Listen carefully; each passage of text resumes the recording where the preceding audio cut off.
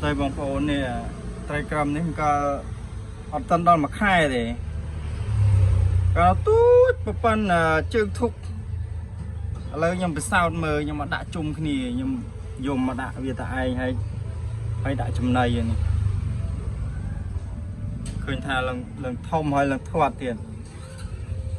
អត់ដល់មួយខែអញ្ចឹងបានគេថា